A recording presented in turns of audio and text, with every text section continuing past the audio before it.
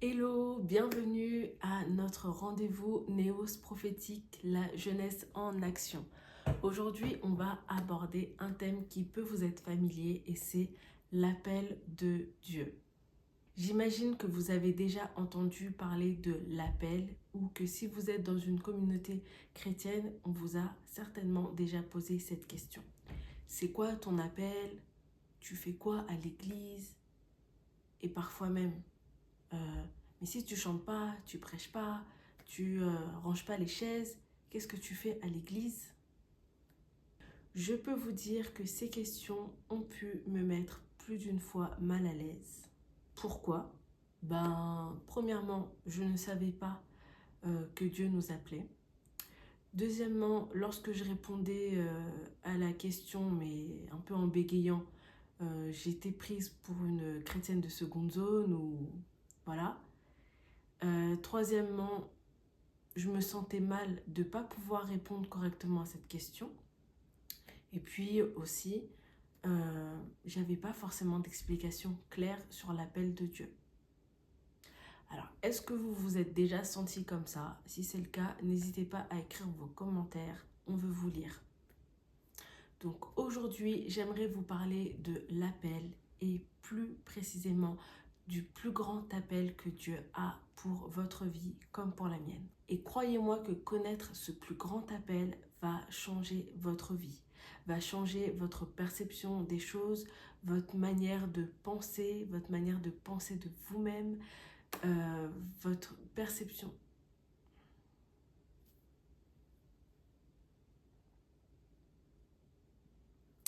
Et si vous ne savez pas encore ce qu'est le premier appel de Dieu pour votre vie, je vous donne un indice.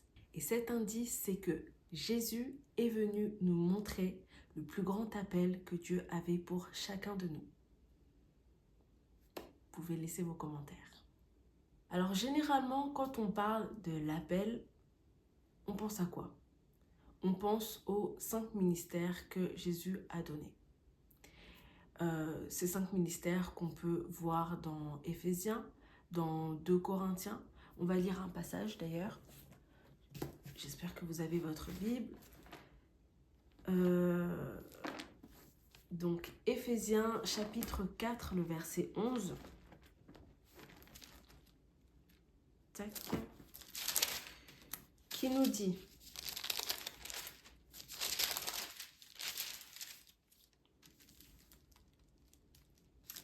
et il a donné les uns comme apôtres, les autres comme prophètes, les autres comme évangélistes, les autres comme pasteurs et docteurs.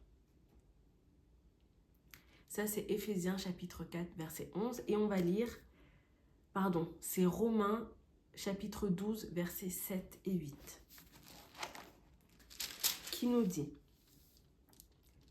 que celui qui est appelé au ministère s'attache à son ministère, et que celui qui enseigne s'attache à son enseignement, et celui qui exhorte à l'exhortation, que celui qui donne le fasse avec libéralité, que celui qui préside le fasse avec zèle, que celui qui pratique la miséricorde le fasse avec joie.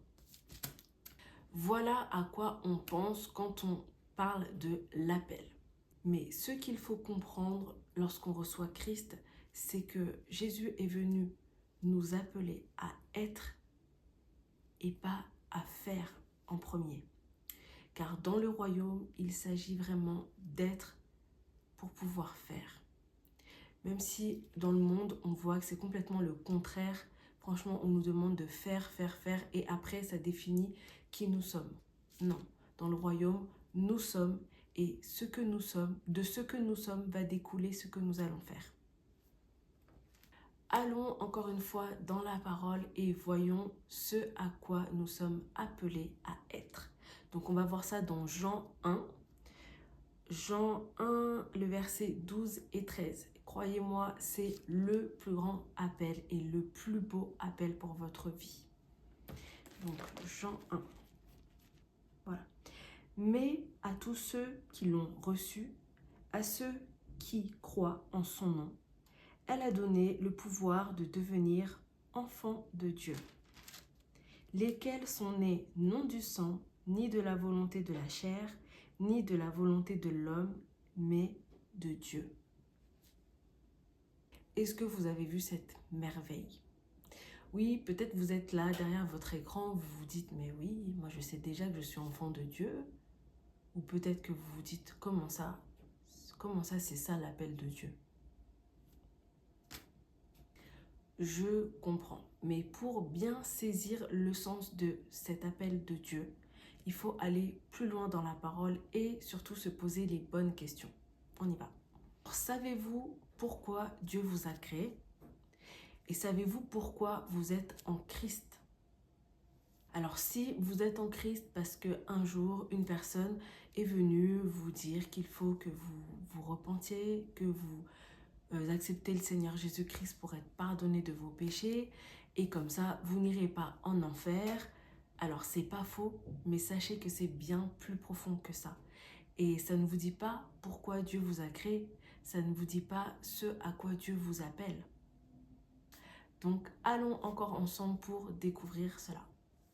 Alors, Genèse 1, verset 26-27, qui nous dit: Puis Dieu dit, faisons l'homme à notre image, selon notre ressemblance, et qu'il domine sur les poissons de la mer, sur les oiseaux du ciel, sur le bétail, sur toute la terre et sur tous les reptiles qui rampent sur la terre.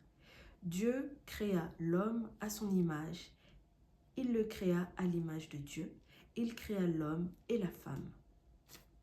Et nous allons lire Genèse chapitre 2, 15 et 16, qui nous dit: L'Éternel Dieu prit l'homme et le plaça dans le jardin d'Éden pour le cultiver et pour le garder.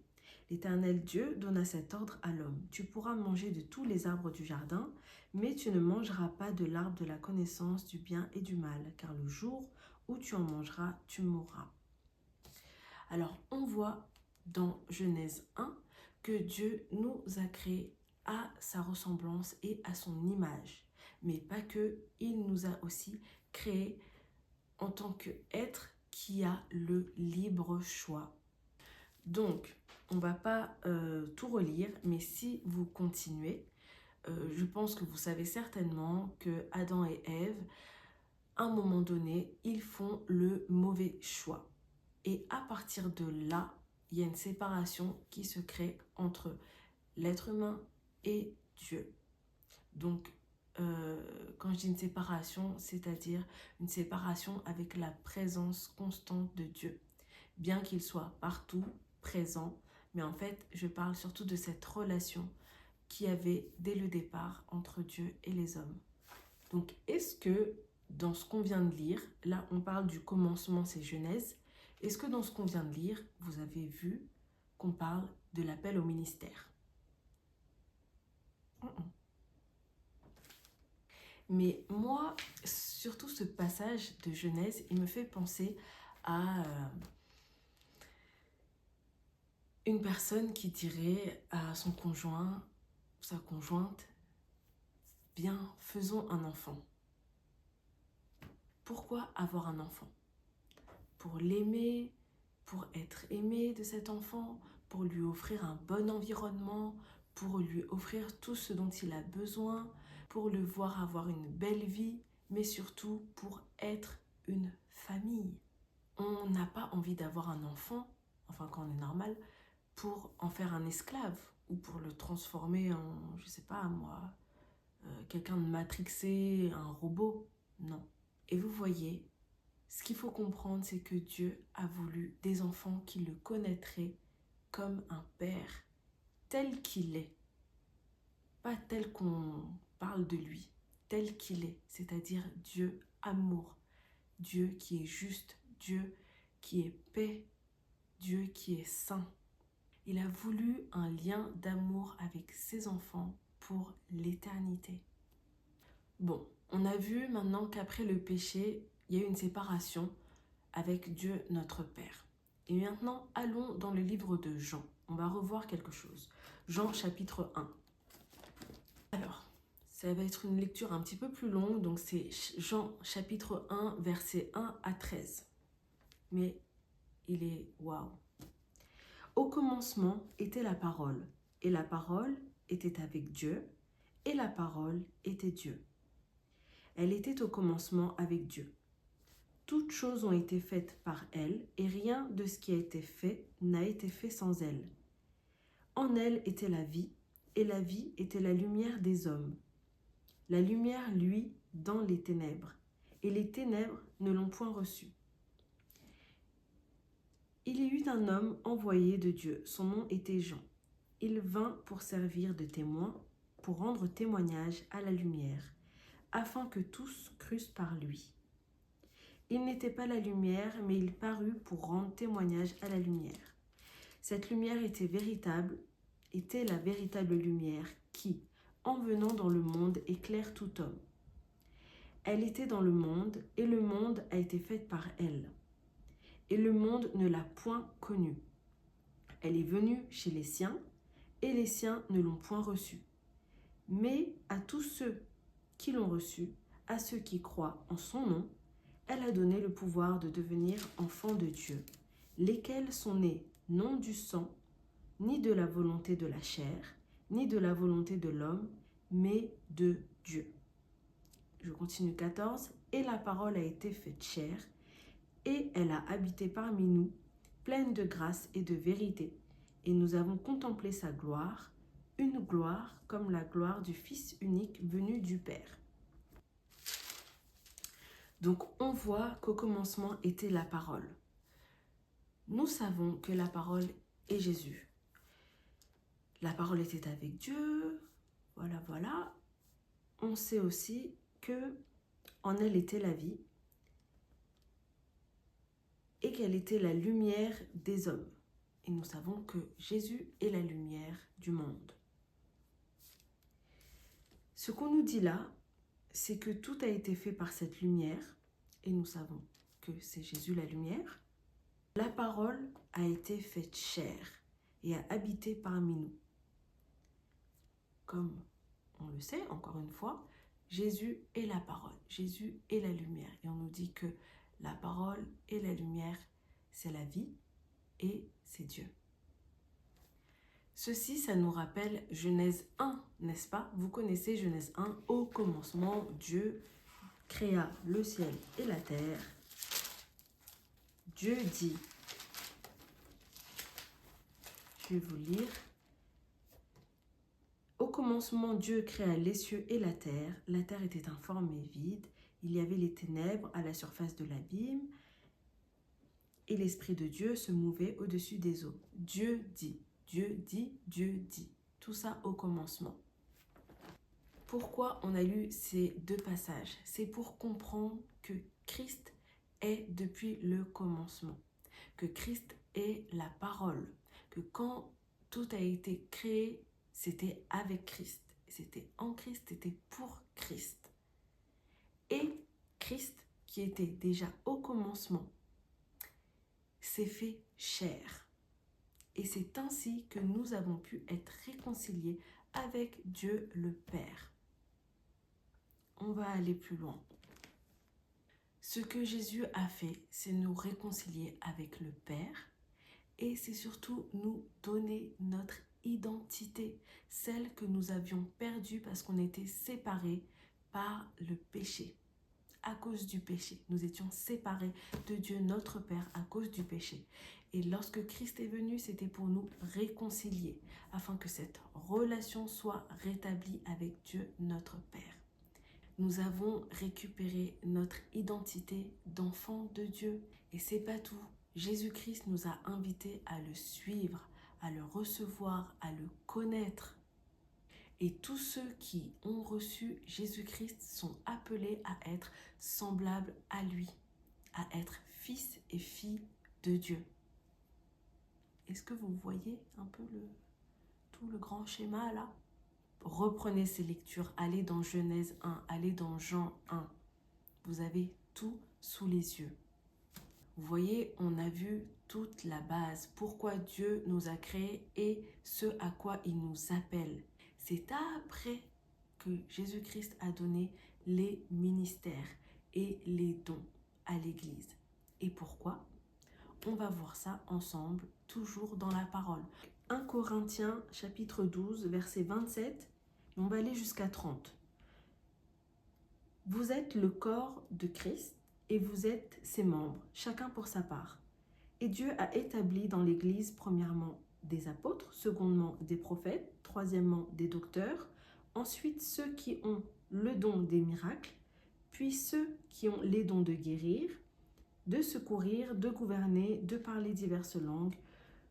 Tous sont-ils apôtres? Tous sont-ils prophètes? Tous sont-ils docteurs? Tous sont-ils le don des miracles? Tous ont-ils le don des guérisons? Tous parlent-ils en langue? Tous interprètent-ils? Point d'interrogation. Aspirez aux dons les meilleurs. Donc là, on voit déjà que Christ a donné les ministères et les dons à qui? À l'Église. À l'Église. Et l'Église, c'est quoi? On voit là au verset 27, vous êtes le corps de Christ et vous êtes ses membres. On est le corps de Christ et on est ses membres. C'est toutes les personnes qui ont reçu le Seigneur Jésus-Christ, qui sont devenus enfants de Dieu et qui sont maintenant le corps de Christ. Donc, c'est à eux que le Seigneur a donné les ministères et les dons. On va reprendre Éphésiens chapitre 4, versets 11 à 13. Et il a donné les uns comme apôtres, les autres comme prophètes, les autres comme évangélistes, les autres comme pasteurs et docteurs, pour le perfectionnement des saints en vue de l'œuvre du ministère et de l'édification du corps de Christ, jusqu'à ce que nous soyons tous parvenus à l'unité de la foi et de la connaissance du Fils de Dieu, à l'état d'homme parfait, à la mesure de la stature parfaite de Christ. Est-ce que vous avez repéré les mêmes éléments que moi? Donc, on a vu à qui Jésus-Christ a donné les 5 ministères, mais maintenant, on voit pourquoi il a donné les ministères. On reprend. C'est surtout au verset 12, à partir du verset 12 qu'on le voit. Pour le perfectionnement des saints en vue de l'œuvre du ministère et de l'édification du corps de Christ, jusqu'à ce que nous soyons tous parvenus à l'unité de la foi et de la connaissance du Fils de Dieu, à l'état d'homme fait à la mesure de la stature parfaite de Christ. Donc, pour le perfectionnement des saints, les saints sont ceux qui ont accepté le Seigneur, qui sont sanctifiés par Jésus-Christ, pour devenir comme Christ, pour arriver à la stature parfaite de Christ. Et on a vu quoi dans Genèse 1?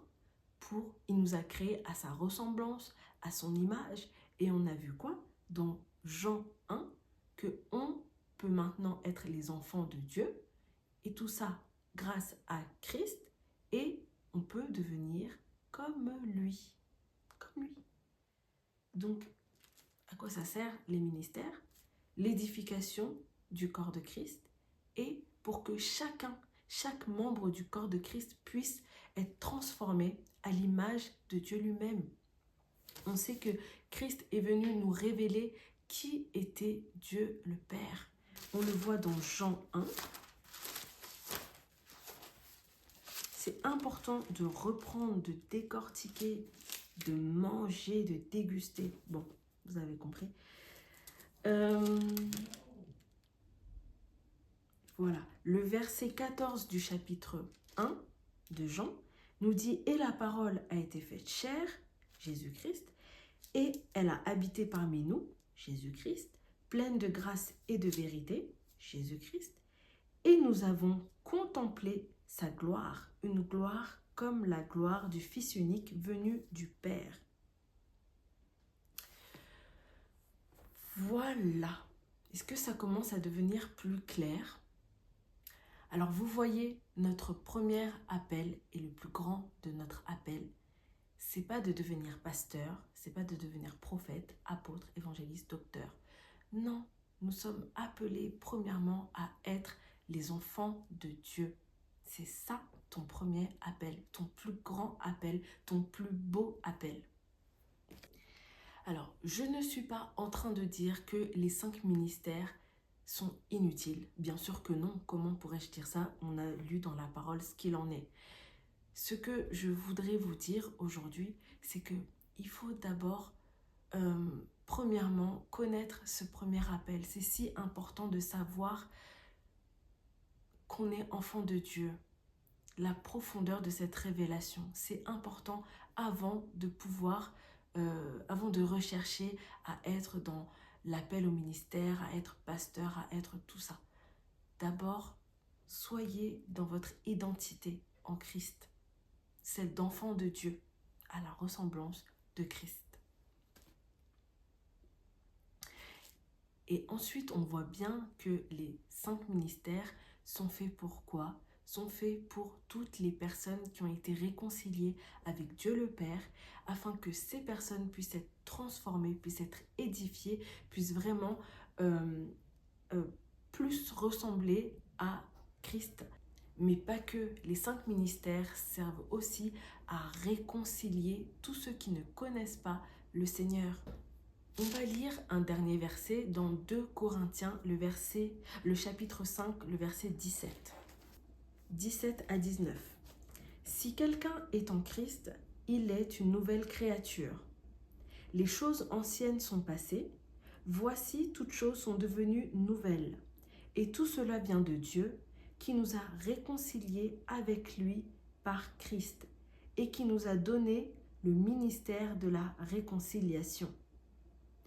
Car Dieu était en Christ, réconciliant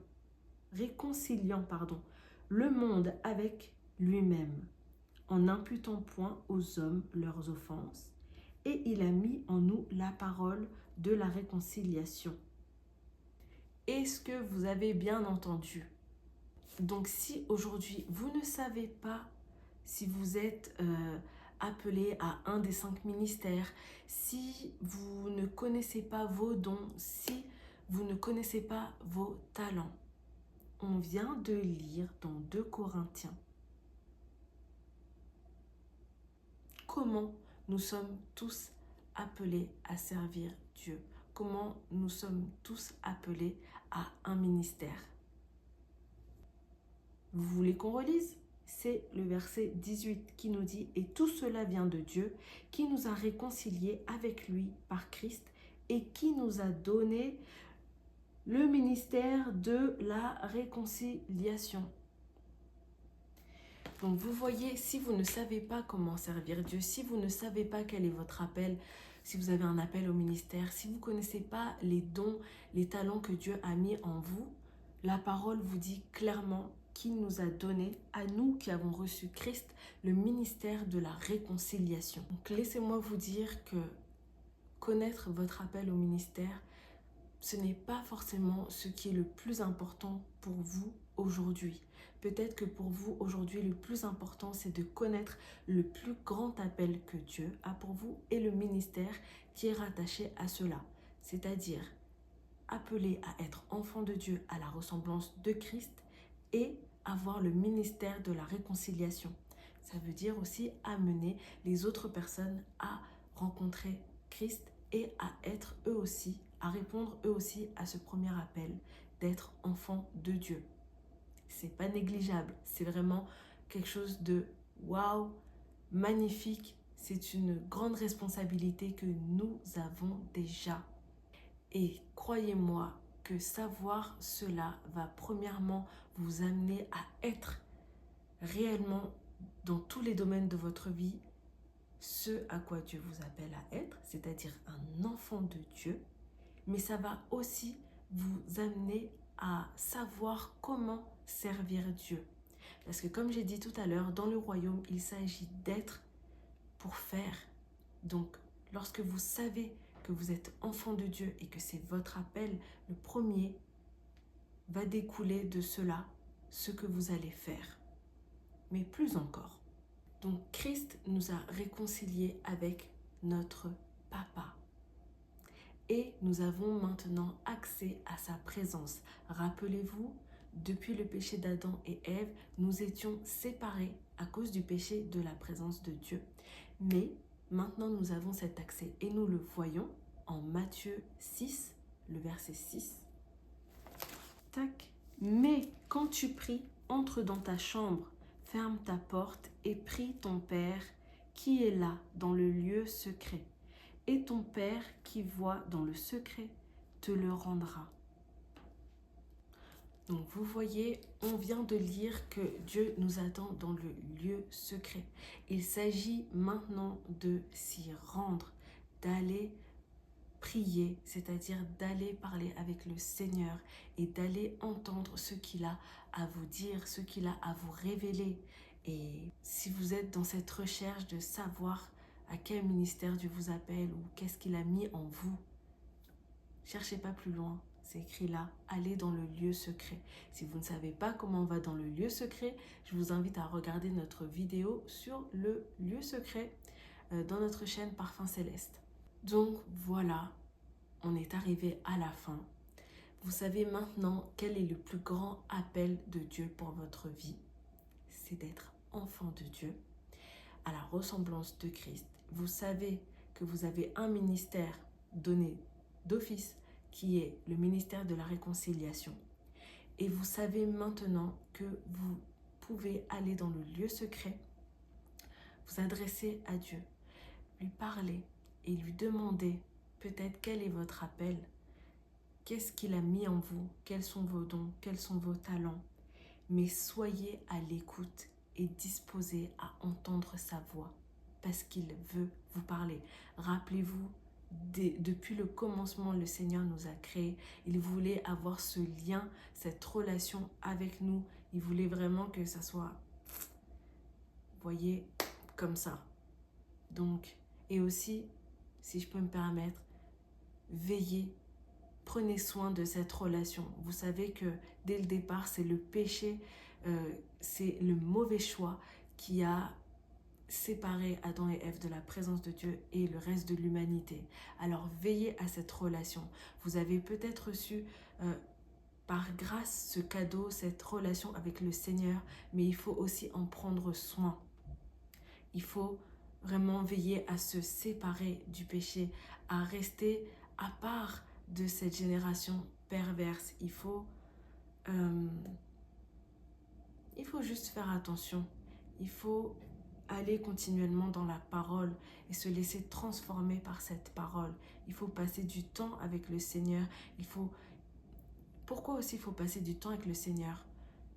Vous voulez peut-être connaître votre appel. Vous voulez aller dans la présence de Dieu. Vous voulez écouter sa voix. Mais pour ça, il faut déjà avoir l'habitude d'entendre sa voix. Il faut aller régulièrement dans la présence de Dieu. Il faut aller régulièrement dans le lieu secret pour entendre sa voix. Sinon, comment vous allez entendre quand il vous parle et quand il vous dira ce qu'est votre appel?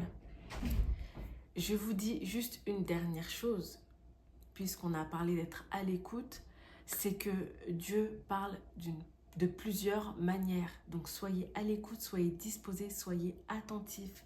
Dieu veut vous parler. Et si vous permettez, je vais prier pour terminer ce rendez-vous. Et allons-y, je vais prier maintenant pour vous. Seigneur, Papa, je te rends grâce et je te dis vraiment merci pour cette réunion. Merci pour ce rendez-vous merveilleux, ce moment qu'on a passé ensemble dans ta parole. Merci pour toutes les révélations que tu nous as données. Seigneur, merci de nous avoir rappelé qui nous sommes, quel était ton premier appel depuis toujours.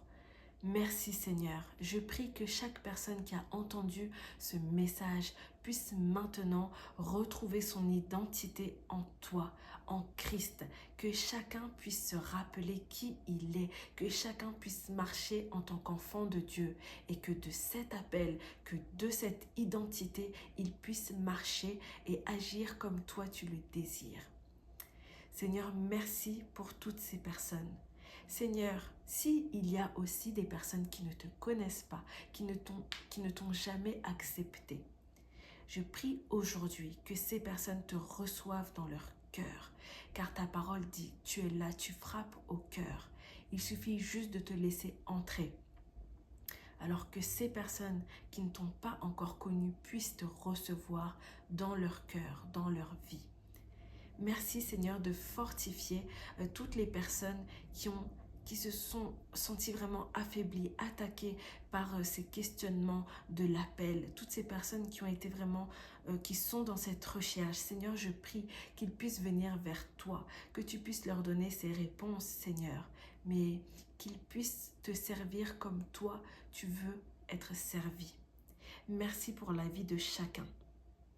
Seigneur, je déclare que chacun récupère son identité, que chacun puisse te connaître. Je déclare que chacun est réconcilié avec toi maintenant et est conscient de cette réconciliation.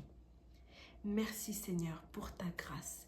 Merci pour ton amour. Merci parce que nous savons que tu es notre Père et que tu es amour, que tu nous aimes. Que chacun, Seigneur, puisse maintenant aller vers toi dans l'intimité et avoir cette relation d'intimité avec toi. Que chacun puisse se disposer à entendre ta voix. Amen. Voilà, nous sommes arrivés à la fin et je vous dis à vendredi prochain en live avec Chloé et Laurie.